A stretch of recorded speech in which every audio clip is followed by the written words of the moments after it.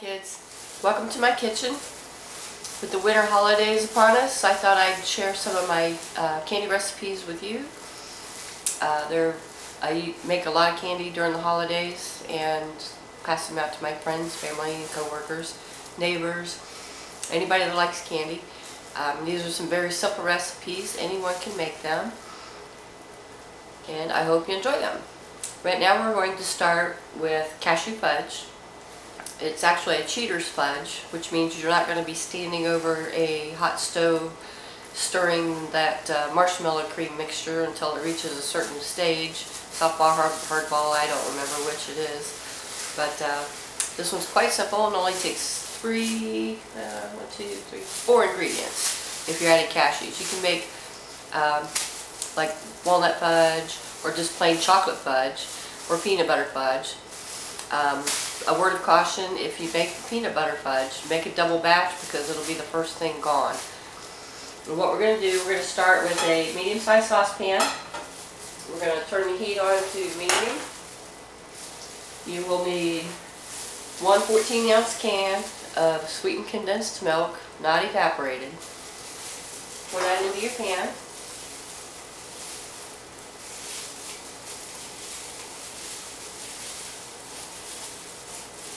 And I will post the full recipe in the description bar so that you will have it. You can print it out and use it however you like.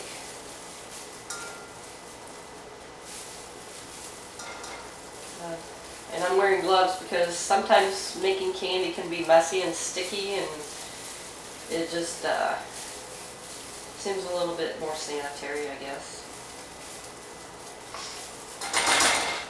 Alright. Next, you will need 14 ounces of chocolate chips.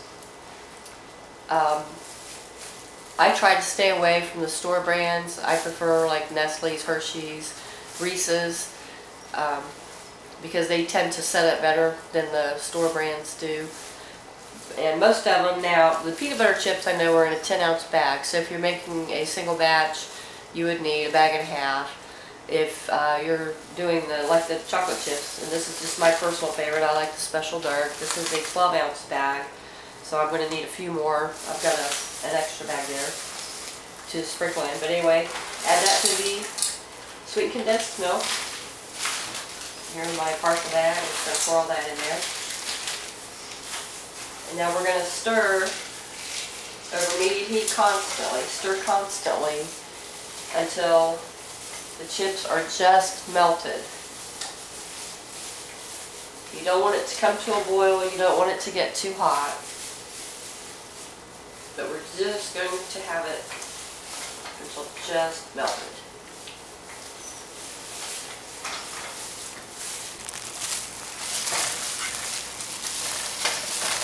Okay, I wanted to change the camera angle again so you can see me stirring. And the consistency of the chips here.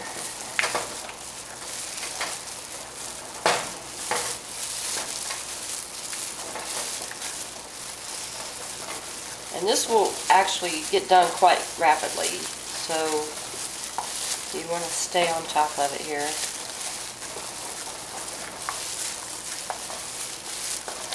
And you can see it's starting to thicken, and the chips are almost there, almost melted. Alright, I'm going to turn the heat off, remove it from the heat. Now we're going to add a splash of vanilla, about a teaspoon, a little more than a teaspoon. Just put a splash in there. And about 4 ounces of cashews, or however many you like. Just sprinkle in however many you like. Give it a good stir.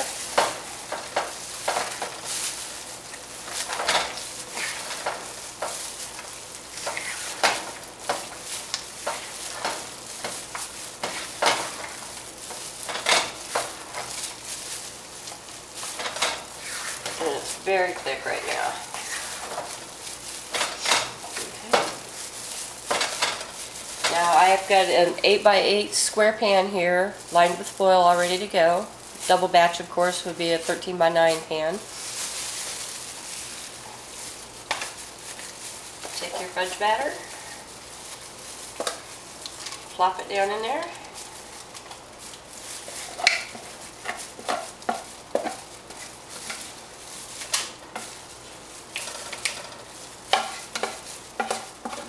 And of course you will always have a little bit stuck to the pan, and that's where the privilege of being the cook comes in handy, because you get to lick the pan unless you've got little children in the kitchen with you who are watching you or helping you. Alright, we're going to spread that out.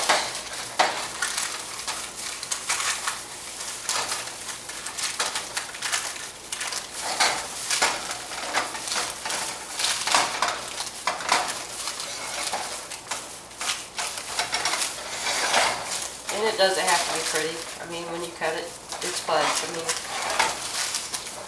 people don't care. All they want is to eat it because it's sugar and chocolate. Alright, we've got that all spread out nice and neat there. We're going to put this in the refrigerator for 2 hours. Sometimes you can do up to overnight. I like to do overnight because it firms up better. But refrigerate for 2 hours, then it will lift easily out with the foil or the wax paper, and cut it to your liking and serve. Okay, it's been a couple hours and it looks like our fudge is set. It's nice and firm, and it should lift out easily with the wax paper underneath there. Let's cut it up and get it ready to eat. One of the things I like best about this recipe, it's 3 or 4 ingredients, 5 minutes on the stove tops, 2 hours in the fridge, and you've got fudge that tastes just like you slaved over a hot stove for hours, stirring and stirring and checking the temperature and the stage that it's at. As you can see, it's nice and firm. Nice solid pieces there. Cheater's fudge. Whoever came up with this idea should be a national hero. Okay, we're back with another recipe.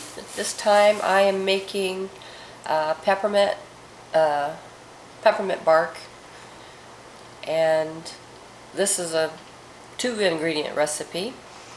You will need 1 pound of candy coating. It's called candy coating or almond bark. It looks like this in the package, depending on where you go. I'm using a whole pound, and I'm also using some starlight mints that I have crushed up and put in a baggie. And you can make it coarse. It doesn't have to be powdery fine, although you can see there's a lot of powder in there, but that's fine.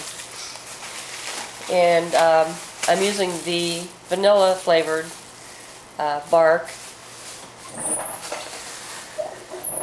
for this recipe. After this, which I'm not going to film, but I'm also going to make a cashew bark with the chocolate, which is totally different than the fudge, and you'll see why once this sets up and everything and I get it all broken up. Be creative and use different ingredients for your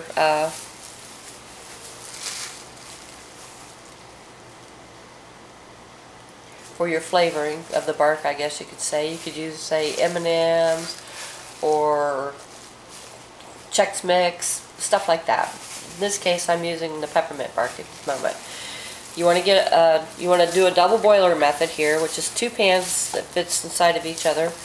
You can see that pan sits inside.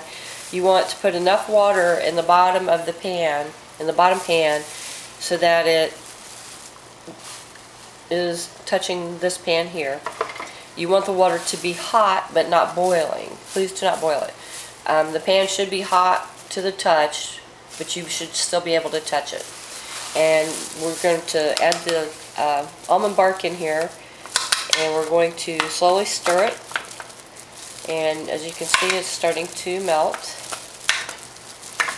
And this does take a little while to get it all melted, but it will get there.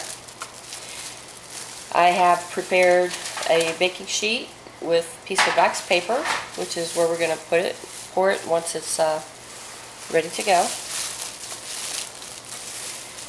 Now, something you should know, when you're doing the candy coating or the almond bark in the double boiler method, if you get water in your mixture, it will make the mixture actually congeal or get very hard. And if that were to happen, a simple solution is to have some vegetable shortening, which comes in a can like Crisco, not the oil, but have some vegetable shortening on hand,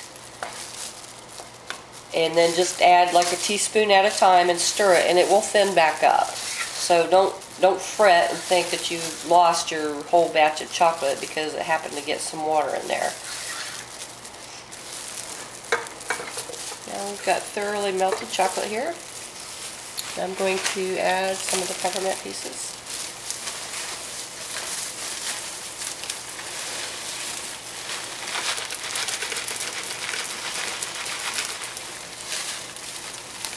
Then this is just to taste. I mean, there's no measurements need to follow. Just whatever you think looks good. You can use chopped up candy canes. If you want, get some of the red and green ones and add a little color to it. But you want to incorporate all of the candy so that it's thoroughly coated.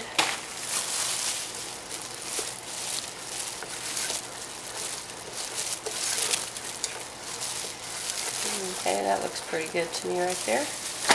Oop.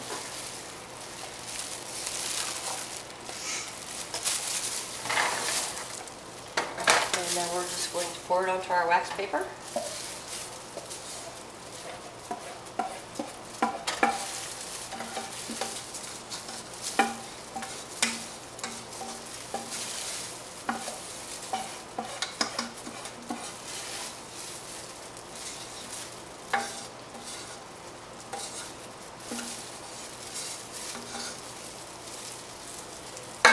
And then spread it out nice and thin there.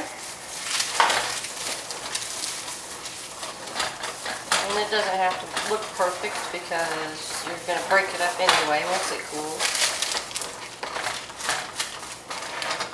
If you want this to get done faster, I usually stick it in the freezer for about 10 minutes and then it'll set up in about 10 minutes. And then you can break it up, which we'll do here as soon as it's done.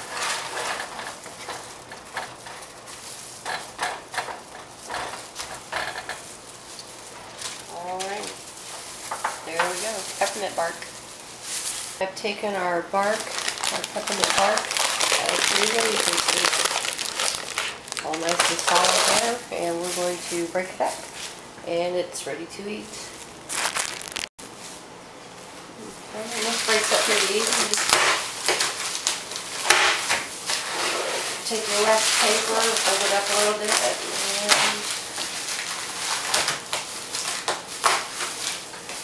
it doesn't have to be any uniform size. It's just supposed to be candy. There you go.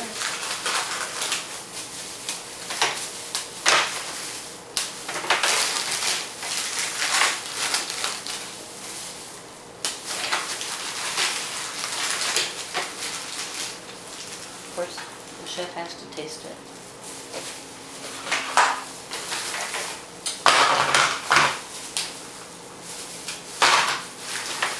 You just put it in a container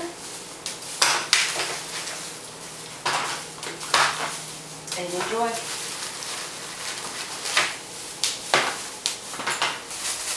Okay, this recipe is one of my favorites because it's crunchy, salty, and sweet. And what woman in the world doesn't love that combination?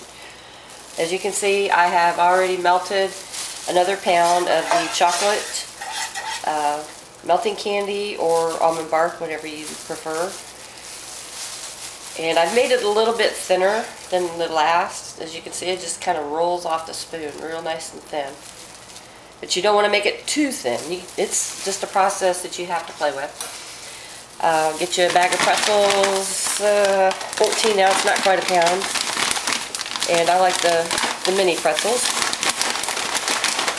You can also, if you would like, you can crunch these up and make it into a chocolate bark with pretzels.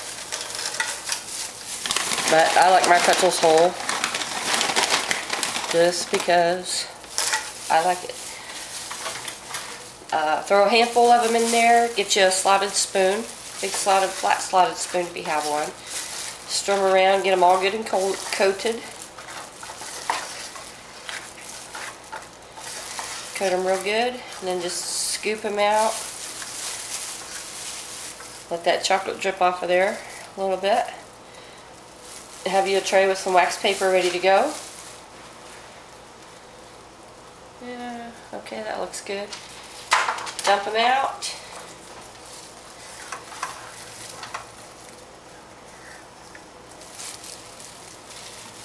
And then we're going to spread them out once we get them on the wax paper so they're not all sticking together.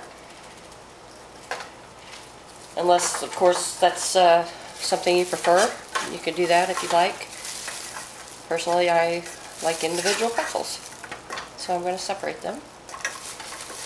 And once they're separated, I'm going to put them in the freezer for 5 to 10 minutes. Let the chocolate harden, and they'll be ready to go. I'm also going to do a batch of these in white. Usually I can do a whole bag of pretzels with 1 pound of the chocolate, melting chocolate. So it will make quite a bit of candy. And if you have ever bought these in the grocery store in the little individual snack size packages, you know how expensive they can be. So when you make them yourself, you're really saving a bundle of money. Alrighty, our pretzels are all set up. As you can see, they're stuck to the wax paper, and they break off easily. So, and of course, you'll have spots where there's not chocolate on everything. But just peel them off the wax paper and do another batch. Put it in the freezer and fill up your container until it's full. I found this recipe on the internet probably 6-7 years ago. It's called cake balls. Never heard of them before, but I tried them. Loved them. Everybody loved them. So the next year I made every single cake variety I can think of and still ran out. And this is a really simple dessert or candy, I guess you could say. The only thing is it's extremely time consuming. You want to buy a packaged cake mix, any packaged cake mix. Like I have the carrot cake, this is the triple chocolate fudge. I have a carrot cake mix and cream cheese frosting. That's already in the freezer right now. I'm going to show you one of the steps here to prepare it before you turn it into candy. What you want to do is prepare it as according to instructions. I like baking it in the 13 by 9 because it's just easier to put it together. You want to let it cool for a little bit. It still needs to be warm, and you take it out of the oven when you get ready to do this step. Not hot, but warm. And you want to take your frosting, and this is the fun part. You're going to totally destroy this cake. Take the frosting and just throw it on the cake. Yep. On the cake.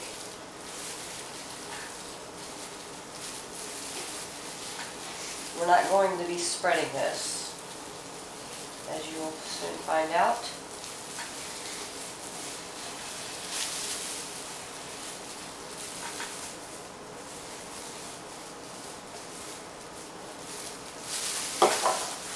Okay, take an ordinary kitchen fork and proceed to mash everything together. Stir it up into a big globby mess.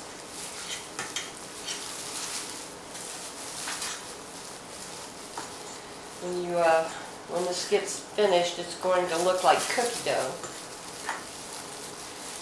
And try to be a little neater than I'm being at the moment. It seems like it's one to jump out of the pan here.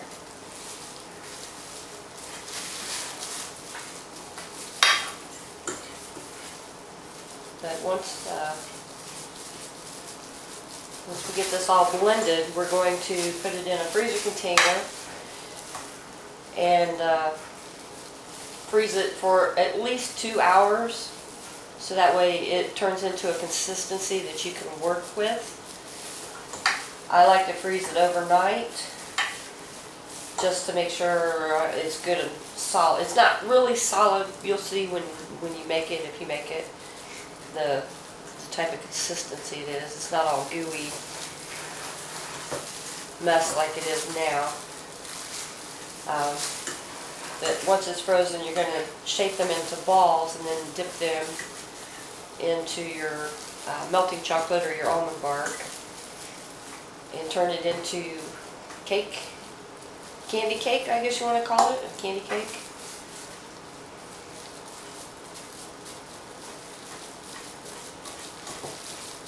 But yeah, since the cake is warm, it kind of melts the frosting into it, makes it a little easier to blend. If you were to do this with a completely cool cake, it would be an even bigger mess than what I'm making. But just kind of eyeball it, and you can kind of tell when it's all moist with the frosting and everything there. I guess if you were brave and you wanted to do it with your hands, you could go in there and smush it all together with your hands, kind of like you would if you were making a meatloaf or something. But yeah, now you've got this big gloppy wet mess of cake. Doesn't look very appetizing, but once you dip it into the melting chocolate, you'd be surprised at how awesome this is. Alright, let's see if I can do this without getting it all over the floor and myself.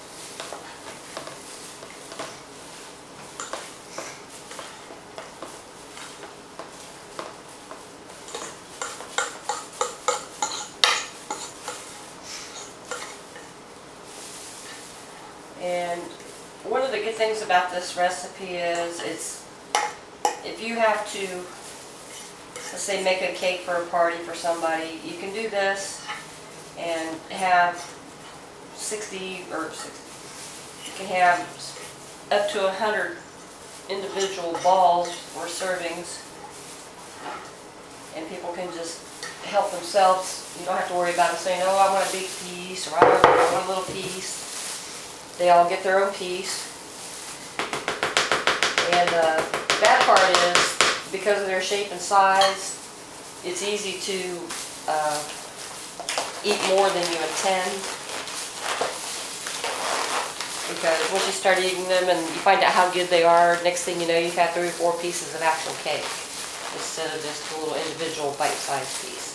Alright, this is going to go in the freezer for a couple hours, and then I'll show you how to scoop them out and dip them in the chocolate. Okay, now we're going to take the frozen cake batter. As you can see, it's nice and solid now. And we're going to scoop it up into little balls, put them on this tray lined with wax paper because we don't want it to stick. Okay. Now, depending on the size that you make these balls, and they don't have to be perfectly round, just keep in mind that you want to have them some semblance of a round shape there. But the larger the ball, the less you'll have. So I've got a smaller one there, but I think they're too small. You want something that's just about bite size, something like that right there. But shape your balls.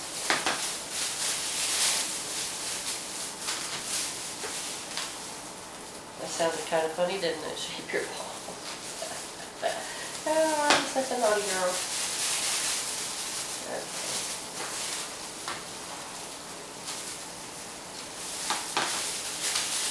And you don't necessarily need to use a melon baller like I do. I just find it's just easier for me to get it in and out of the shape. But one cake mix will make between 75 and 100 cake balls. And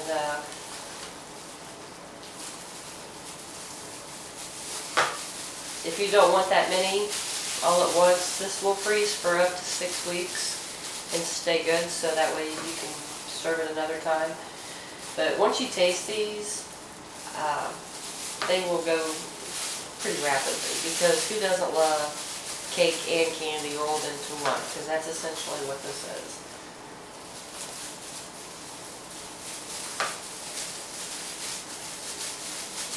I have made some of the varieties you can make are, I especially love the lemon cake with the lemon frosting, and spice cake with cream cheese is good, and also the strawberry or cherry is really good. You can use any combination of flavors that you like, but I chose the carrot cake and the triple chocolate fudge because those seem to be all-time favorites for everybody. Alright, this is a good start for us. We're going to go ahead and take these. I'm going to put this back in the freezer, and then we're going to go ahead and take these and get them dipped so we can get them all made up. Okay, I've melted another pound of the vanilla candy coating, or almond bark, or whatever you want to call it. And I used the vanilla this time because since we're having carrot cake, I want to make them orange. You can buy already colored melting squares or melting candies. They're a little more expensive and really not worth the cost if you're going to do this. So I'm going to add my own coloring, because let's say I'm making the cherry, I don't want pink or red, then I can take the vanilla and turn it pink or red, and orange like I'm going to do here. You do not want to use any food coloring that is water-based, because as I said earlier when we were doing the peppermint almond bark, the water can cause the chocolate to congeal. You can find non-water-based food colorings in your specialty stores, and they usually come in a little tube like this. And it's real thick. It looks like a gel. I don't know, can you see that? I've used this quite a bit, as you can tell. But it's real thick like a gel, and you don't really need a whole lot. I take a little bit on the knife and then just kind of incorporate it in there.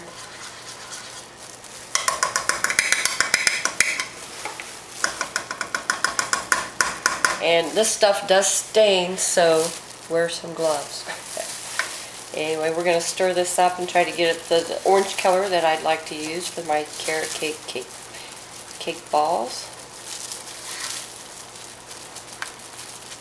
And it doesn't have to be real bright orange, just something to distinguish it from the other cake balls.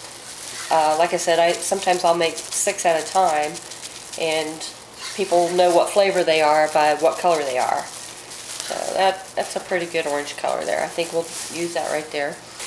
Okay, we're ready to dip our cake balls into the candy coating.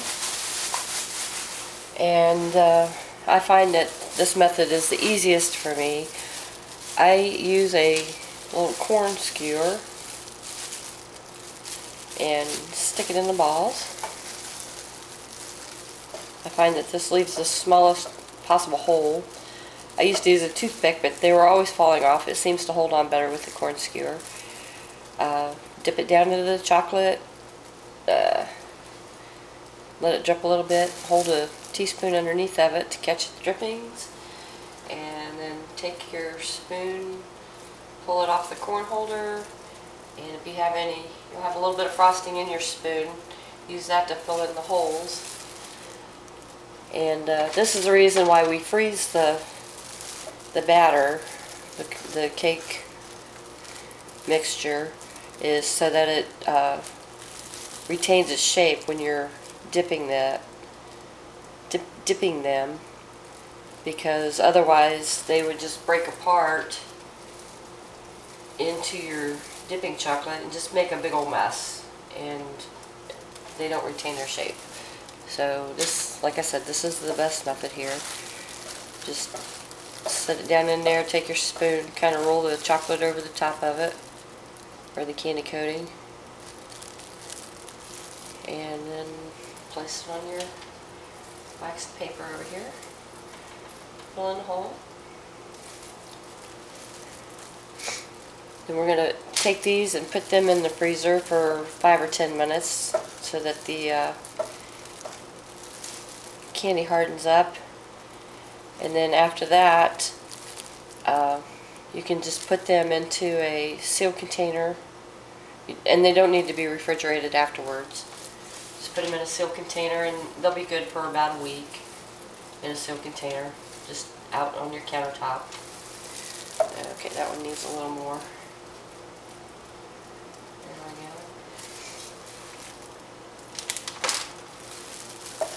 And while you're in between batches, because like I said, this will make about 70 to 100 cake balls, about that size. It's probably a little bigger than an inch in diameter.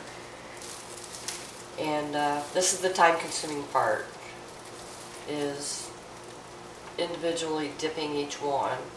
You don't want to throw them into the candy coating all at once like I did with the pretzels, because then it would be a big mess. You just have just a big blob of candy coated cake pieces. But this is a little more presentable here in this shape. And we'll get these done and put in the freezer and show you the finished product here in just a moment.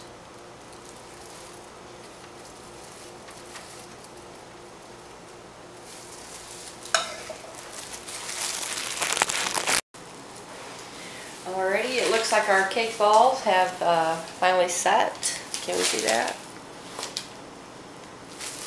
You can tell when they're set is when they're stuck to the paper and you have to kind of pry. Oh, I broke one. I guess I'll have to eat that one. But yeah, they should pop off in a nice solid piece like that. And put them in a covered container and store them. They don't necessarily need to be refrigerated. They will stay like this for a couple of days. Of course, I'm going to eat this one now.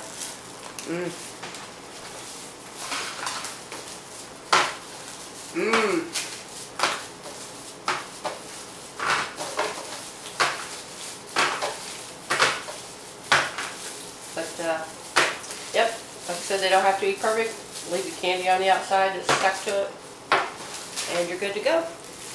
Enjoy. Okay, this is what we have so far. This took about 4 hours to make all of this. This is about half of the carrot cake balls. They are not all done. I haven't even started on the triple chocolate yet. I'll do those tomorrow. And but you get an idea of how many it makes, and boy, they are so yummy. And here we have a single batch of cashew fudge, and it doesn't look like very much, so make a double batch. We have our chocolate covered pretzels, our vanilla peppermint bark, and our chocolate cashew bark. So here we have all this wonderful candy that we can now put into decorative containers to give to our family, friends, and co-workers. And trust me, they will appreciate all the effort that you put into it.